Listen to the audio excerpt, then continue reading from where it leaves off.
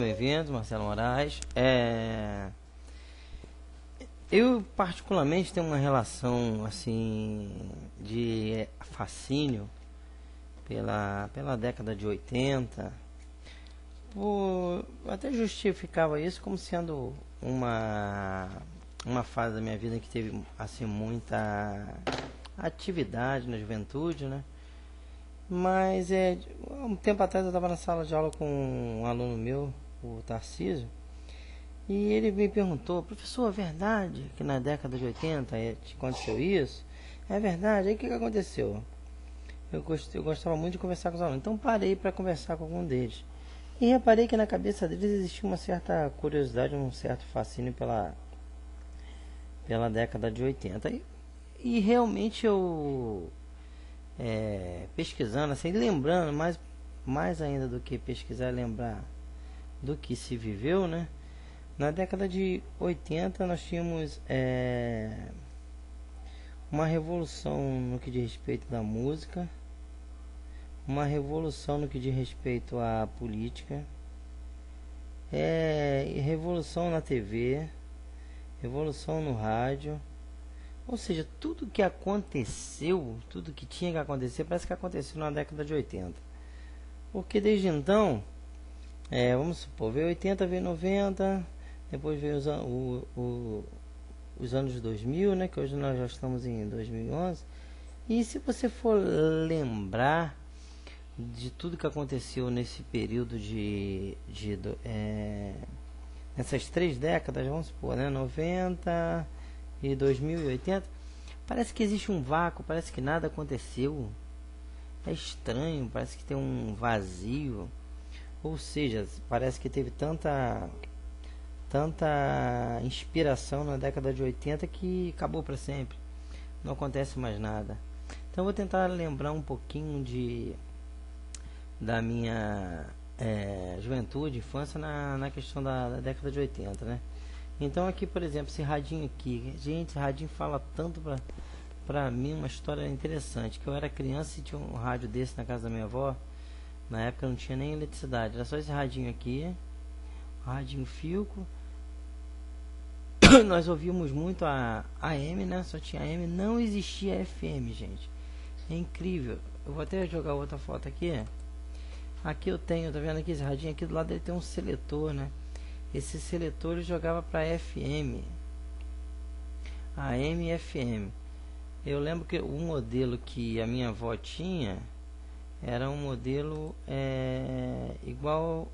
parecido com isso, só que esse modelo aqui da foto ele não tem FM, né? Só que no seu caso teria ondas curtas, né? Aqui do lado você pode verificar a chavinha para ondas curtas. Então nesse radinho aí, o que nós ouvíamos? A TV não tinha TV, né? Nós não tínhamos televisão. Então era rádio AM, né? As duas rádios que as rádios que eu mais me lembro era Mundial, se eu lembro bem, era a Rádio Globo, a Rádio Tupi, tinha a Rádio Nacional também e a Rádio Relógio, que eu gostava muito. A Rádio Relógio era uma rádio meio engraçada. Ela tinha uma situação que falava assim: você sabia? Aí contava uma história, entendeu? Era bem educativa essa rádio. Ela ficava mais ou menos aqui no cantinho do DAI 500 e pouco, né? Aqui no 500 e pouco, vou mostrar aqui com o mouse. Aqui 500 e pouco. E a Rádio Globo aqui por 1200, a Tupi 1300. Eu lembro que a Mundial era aqui por volta de 800. Então o que a gente ouvia? Eram diversos programas, né? Tinha um locutor, era Valdir Vieira. Eu lembro que tinha um programa só tocava música de Roberto Carlos. E na parte da tarde a minha mãe ela estava lavando roupa e a gente no quintal escutando aquele programa do Valdir Vieira. E tinha uma situação que mandava uma carta para concorrer à coleção dos LPs do Roberto Carlos.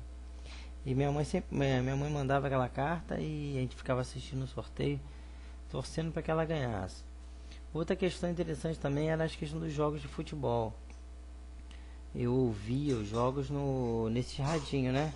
Era mais na época O José Carlos Araújo, que é o garotinho que hoje é da Globo, ele era da Rádio Nacional.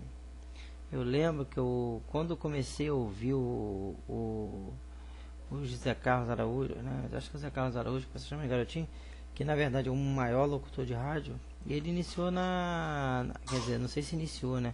Mas eu comecei a ter contato com ele na Rádio Mundial. Na Mundial não, na Nacional.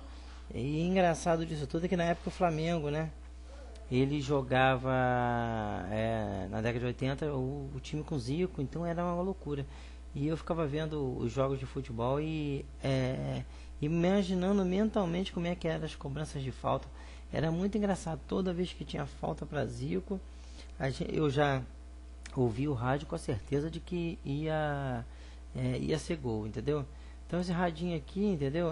Marca a história. Ainda vou comprar um radinho desse ainda. A hora que eu achar num brechó, algum lugar, um radinho desse eu vou comprar, porque é um radinho que faz parte da história. Um fio com aqui atrás com um parafusinho, sem abrir. O meu, no caso, não tinha esse cabine. Esse cabine era alimentação. Era alimentado por pilha, né? Tinha que comprar pilha grande para poder colocar. E tinha um cheirinho engraçado, até o cheiro dessa tela aqui eu lembro. Entendeu? Então é toda questão de lembrança, de recordação, né? Então isso aí foi vivido se você for botar certinho, né? Isso aí provavelmente aconteceu em 80, 81, entendeu? 80, 81, um pouquinho antes. Regredindo até um pouquinho antes de 80. 80, 81 é nessa fase que eu tive esse contato com isso aí. Tá ok? Grande abraço.